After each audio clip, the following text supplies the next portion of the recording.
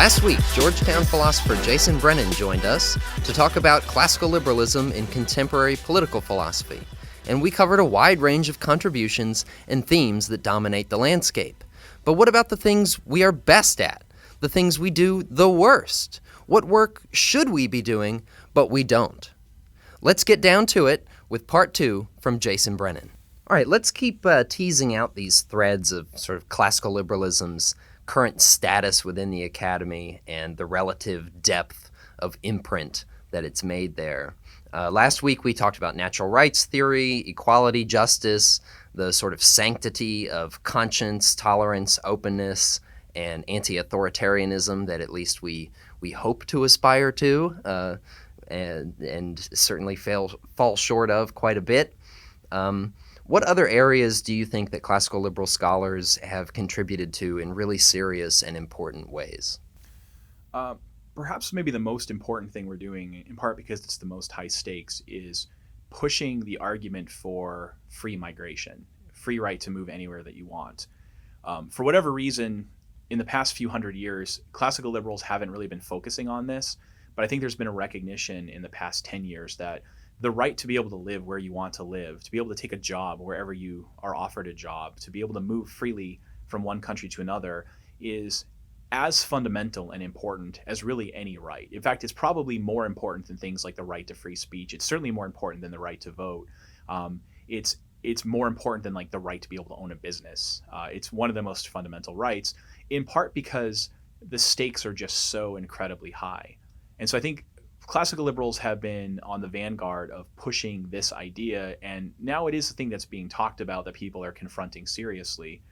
I'm right now writing a book with Dick Arneson called Debating Capitalism, where we're going to be debating what's not capitalism for and against, but rather what's the best form of capitalism.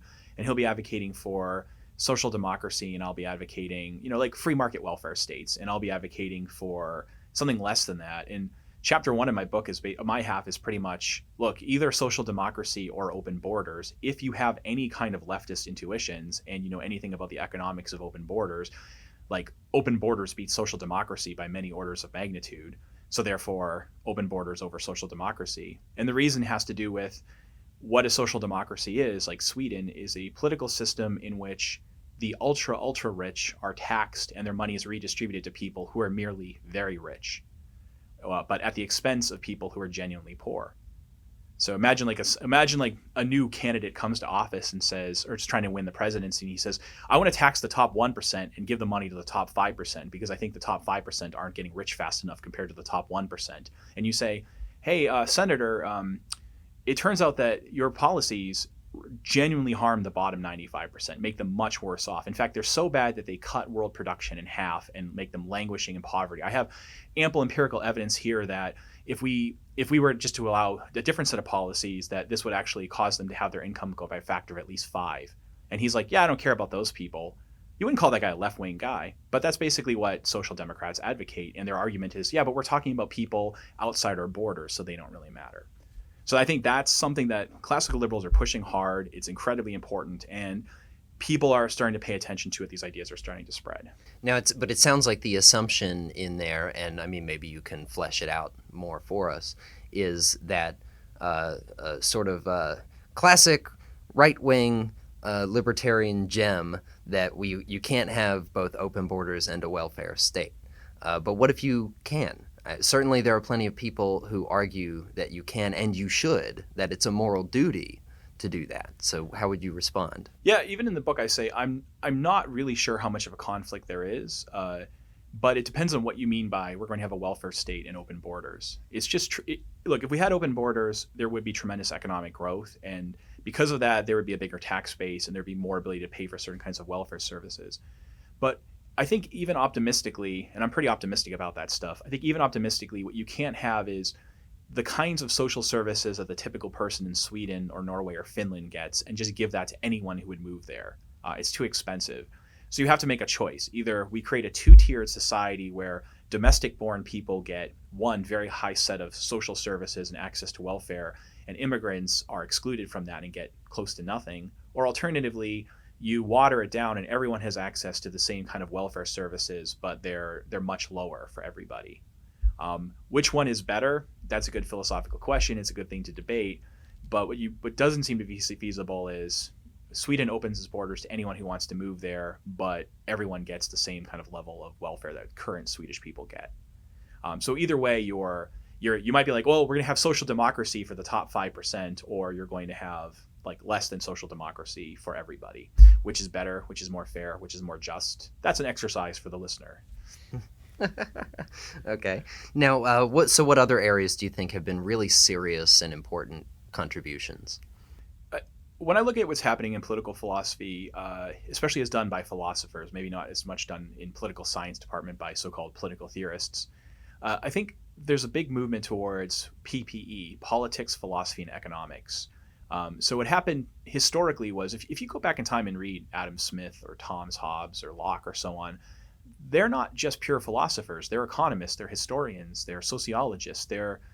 For them, thinking about the efficacy of institutions and the causal mechanisms of how they work and the social science of institutions is part of what you do to be a philosopher. You have to care about consequences. You have to care about why we have the institutions we have. You don't just do pure normative theory.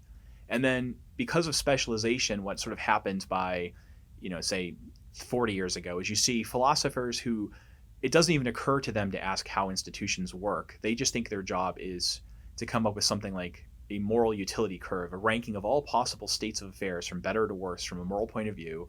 And then they just hand that to economists and sociologists and tell us how far up on that curve we can get. But I think there's been a recognition that even in principle that's okay, but in fact it doesn't work. In fact, what happens is philosophers who don't study the social sciences will just make bad social scientific assumptions about how the world works. And then they'll end up writing theories that are, in a sense, highly irrelevant because they're based on a misunderstanding of what's happening and why.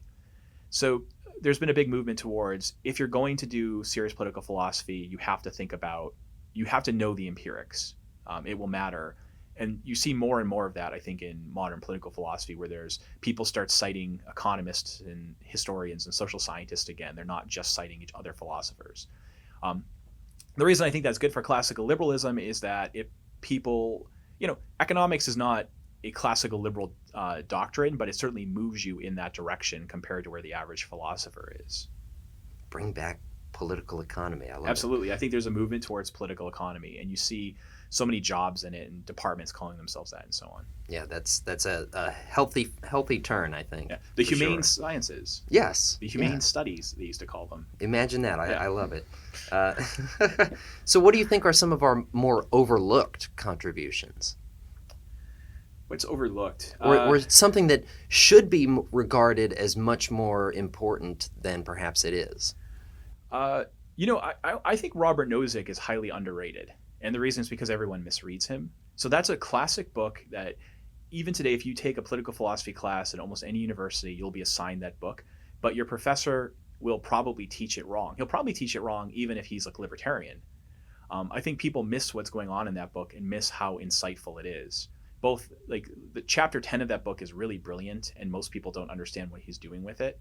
But he's trying to give us a theory of like, well, what is the best society? And he's giving us an abstract theory about it's the thing that people would choose if they could choose anything, and they had to sort of like get other people to move there, and they had this kind of like hypothetical, like rather than a Rawlsian bargain, they're creating societies from scratch in a world of infinite universes, and you have to recruit people to come live there, and they can leave at any time. Which societies would prevail?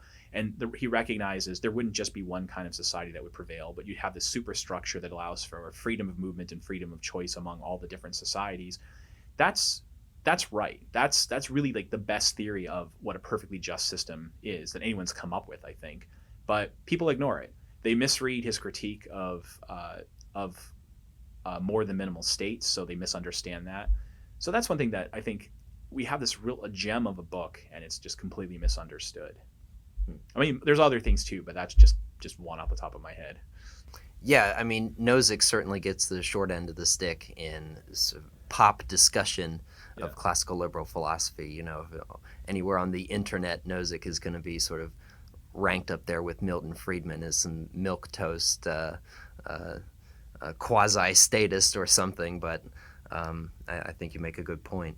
And that might be one reason I love video games that sort of play on that theory where that aspect of building your own ideal system and just sort of letting it go. Now, where do you think that classical liberal political philosophers have failed most seriously or turned up short? What have they missed? You know, I'm not sure they're really failing. I think generally speaking, the work you see published is good work. And part of the reason for that is that there's such a strong screening mechanism that really only the good work gets published. I was joking about this the other day. I write a lot of stuff that's critical of democracy, but man, when I write a paper, if I'm critical of democracy, I have to be super careful about everything I say because democracy is a religion, and I'm mocking their god, and so I have to get everything right, or it's not going to get published. If you write a paper that defends democracy, it can be utter garbage because it has the right conclusion. It'll get published pretty easily, and you can completely strawman the other side and get away with it. For that reason, so I'm not saying that classical liberal philosophers are better. I think that because they have an unpopular point of view, that for them to get published, their papers have to be really, really good if it's going to get into a mainstream journal. That's also, by the way, true of Marxist philosophers. I mean, there's lots of Marxist journals that are garbage, but when you see a paper that is Marxist published in a mainstream political philosophy journal, it tends to be really, really good because they have that same kind of prejudice against them. They have to pass a higher bar. So I don't think that the problem is their lack of attentiveness. I don't think it's a lack of care or a lack of that. I think the work that you see being done by political philosophers is really good. If anything, I would be critical of what you see on the internet and kind of baby libertarianism where people don't understand the debates. I mean, there's so many examples of this, but just if I go on Facebook right now and I look at my kind of college libertarian friends, they'll be passing along memes that make fun of the idea of state provision of public goods. Like they'll have something like that guy, what was his name, Milton or something from Office Space. No, not the other guy, but they're like the consultants come in and they talk to this person and like, so what do you do? And he's like, I match up, the taxpayers want roads. He's like, oh, so you provide the roads. Well, no, the taxpayers pay for them. What, does the government build them? No, private companies build them. Oh, so then why do we need the government? And they're like, aha, a decisive refutation of the public goods argument. And it isn't. Or they'll say, because you're not actually taking it seriously, you don't understand the mechanism by which the public goods argument works. So that's not a response to it. If you know that argument, you're just like, that's straw manning. It's irrelevant. Or they'll say things like, libertarianism, because don't you agree that we shouldn't aggress against one another? Yes, I agree to that, says almost everybody. Good, so therefore libertarianism. What? I mean, a Marxist is going to go, no, you don't understand. I think that private property is a form of aggression, and only socialism is non-aggression. And you don't have a response because you haven't taken seriously the reason they think what they think. So if anything, the problem is sort of like the pop version of libertarianism is not sophisticated enough. It doesn't understand why the other side disagrees, and it doesn't respond to them adequately. By the way, that's not a problem with libertarianism per se. Like if you go and read the equivalent Marxist arguments that people are posting on Facebook, they're equally bad and as stupid and are as much as straw manning as everyone else. If you read left liberals, just it's not very good.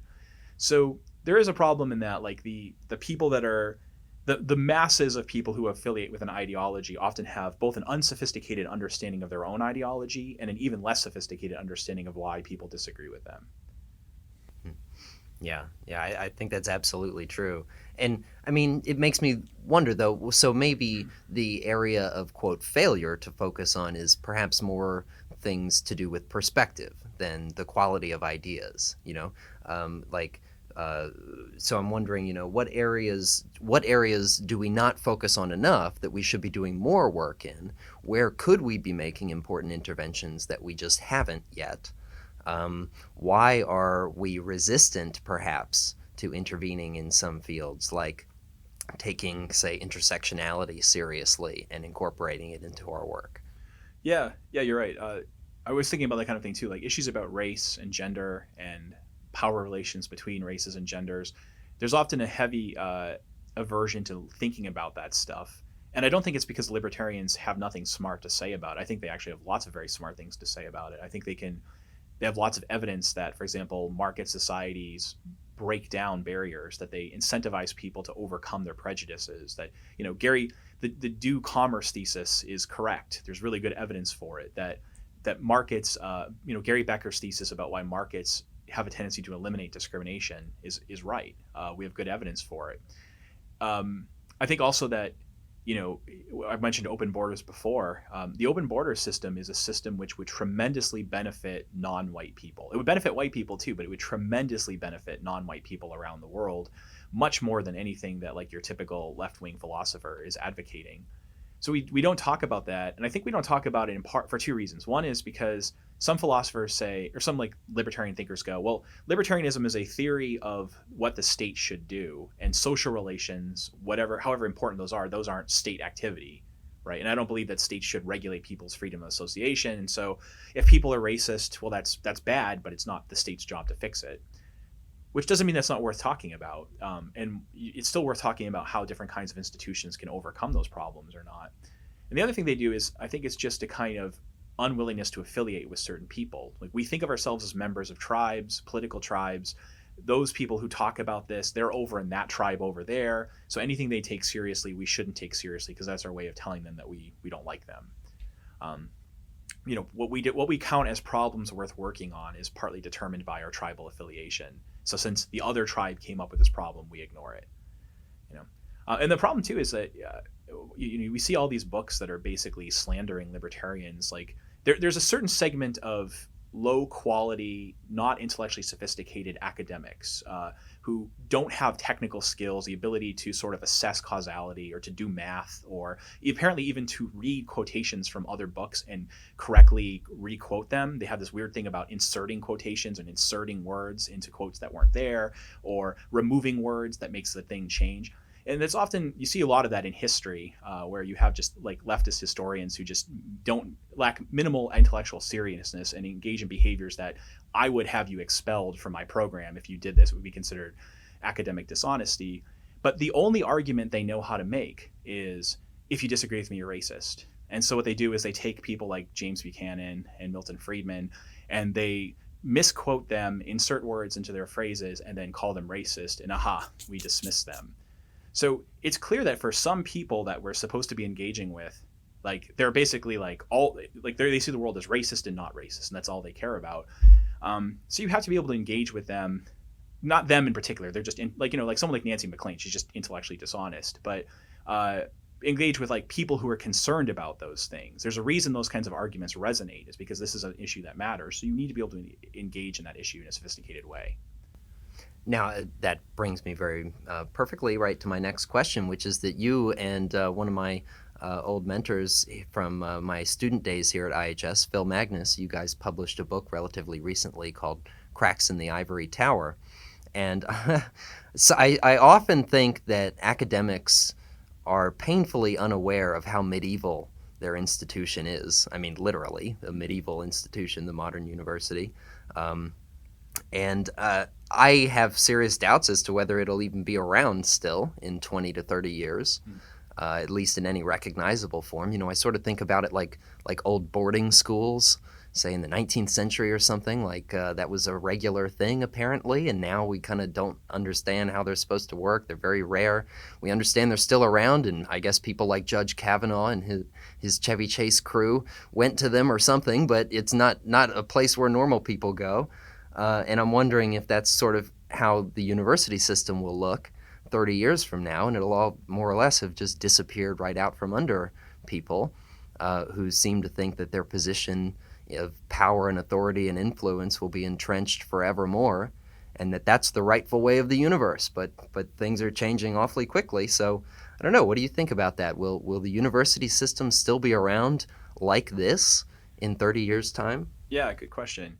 I mean, just for what that book is about, we don't get into issues about left wing versus right wing. We completely avoid that. But what that book is meant to be is a public choice analysis of the modern university. We say universities engage in a lot of immoral and dysfunctional behavior. This is explained not by them being populated by bad apples on the left or the right, but explained by bad incentives created by bad internal rules. And then we go through and critique the behaviors, including not the behaviors that obviously spring to mind, but things that are kind of invisible to people. So one of our chapters, am I allowed to swear on this podcast? I swear in the book. Sure. Okay. Sure. So light swears this are is fine. This was approved by Oxford University Press. This is like chapter 3 is called "Why Most Academic Advertising is Immoral Bullshit." And what we point out is that if the way that universities engage in marketing, the kinds of promises they make, the FDA would not allow a drug company to get away with that. Companies selling cars would not be allowed to get away with that. They would get sued and fined. But universities can make promises that they not only don't know whether they can keep, but in fact research shows they fail to keep. We do a lot of stuff like that in the book and show that there's dysfunction at the fundamental root of academia. It's not just spending too much money on sports. It's not just having rock climbing walls that they don't need. It's actually the way that gen ed classes are designed and what you have to take. This is all explained by rent seeking and other kinds of bad incentives. So we're very critical of universities. We say that people don't learn very much. We say that most research isn't worth doing, that most academics are wasting each other's time and so on. We're even critical of ourselves. I admit ways that I overspend that I don't need to. So then at the end, we're like, oh, well, our university is going to go away. And our answer is, no, we don't think so. We think that they're here to stay.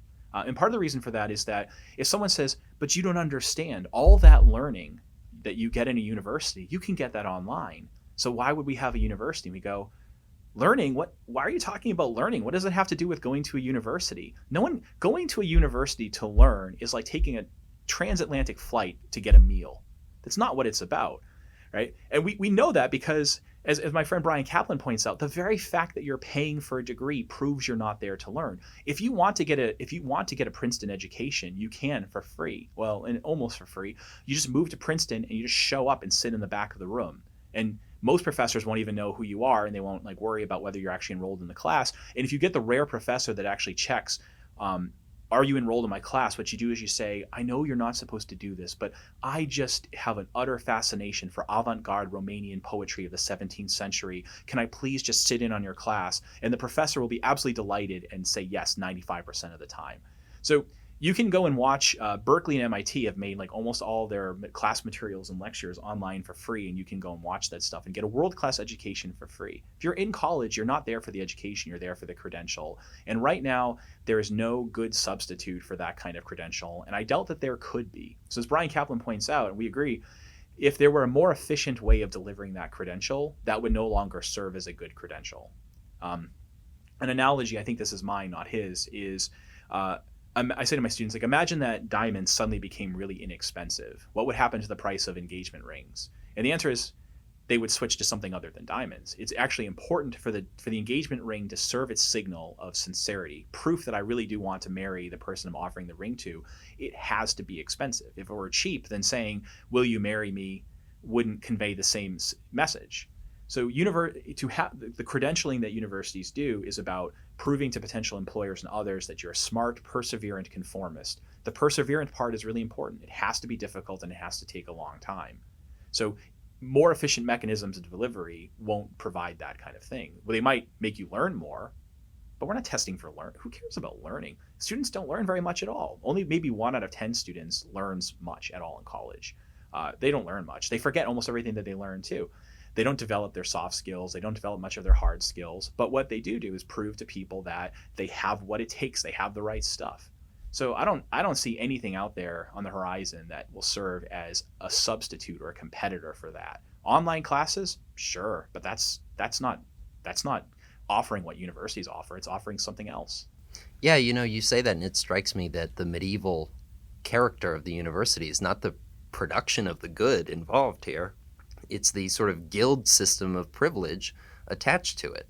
So you pay to get into the guild of credentialed philosophers, and then to get credentialing from them, and that's essentially the function that it serves. So I wonder if the destruction of the university system, or the serious shakeup of it, would really require a reassessment of that factor rather than the delivery of education services. Funny thing about universities, we didn't say this in the book. We might write a sequel book that will get into this point. Universities tend to be very left-wing places, but they're, in a sense, a very right-wing kind of institution, because what they do is create hierarchies and reinforce them. And Tyler Cowen has this sort of funny theory about Los Angeles, where he says Los Angeles is this incredibly hierarchical town with, the winners get all the gains and losers get nothing. And yet, to counterbalance this, you have permeated with a left-wing kind of talk. And then towns where people are actually very equal are towns where you have right-wing talk. So he almost thinks that the ideology that people espouse balances against the functioning of their institution and their society. So I think there's some, if that it's a plausible idea, and I think you see that in academia, where it's an incredibly right-wing, hierarchical, status-based institution that serves as a gatekeeper to the upper class, and then we talk social justice talk as we continually undermine it. Yeah, I think the average auto mechanic does a lot more to serve social justice than the average professor of peace and justice studies. Yeah, no, I love that. It's profoundly conservative and traditionalist, and it kind of cracks me up how blind to that the vast majority of academics seem. Now, I'm wondering, though, on that medieval theme, what do you think, what kinds of conditions might there be that produce some sort of new classical liberal renaissance in academia? Is such a thing even possible? It could be. And we should say that it's true that in some fields, like as a classical liberal, you can't cut it at all unless you just hide. Like you're not going to get hired in English as a classical liberal English scholar. In other fields, classical liberals do quite fine. I mean, the number one ranked political philosophy program in philosophy is the University of Arizona, and it's filled with classical liberal and libertarian philosophers, and everyone knows that.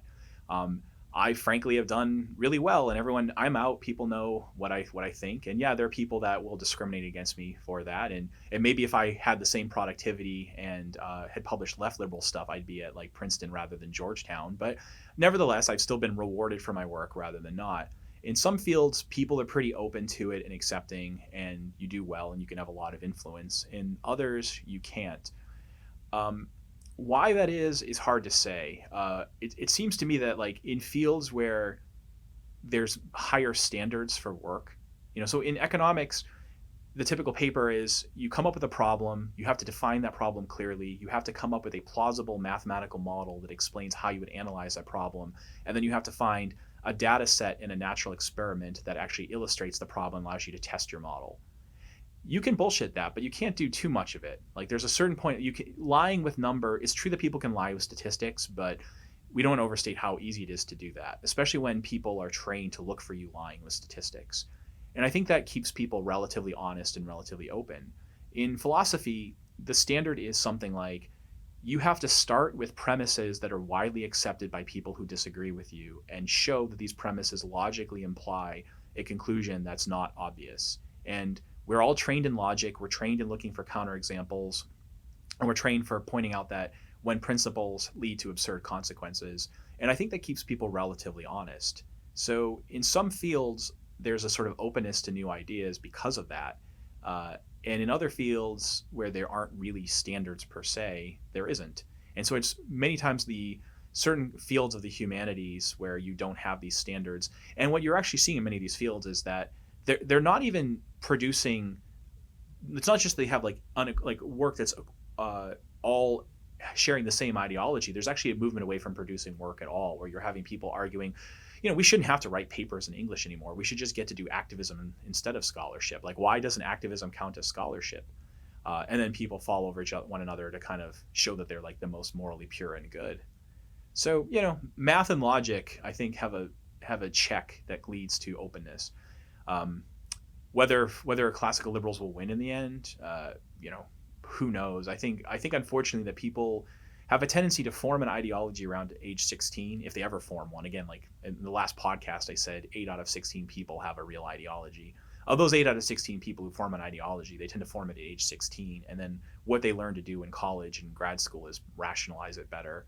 So I don't know if people are going to change their minds, but I do think that there's been a flourishing of really good classical liberal thinking in economics and philosophy and political science over the past 20, 30 years.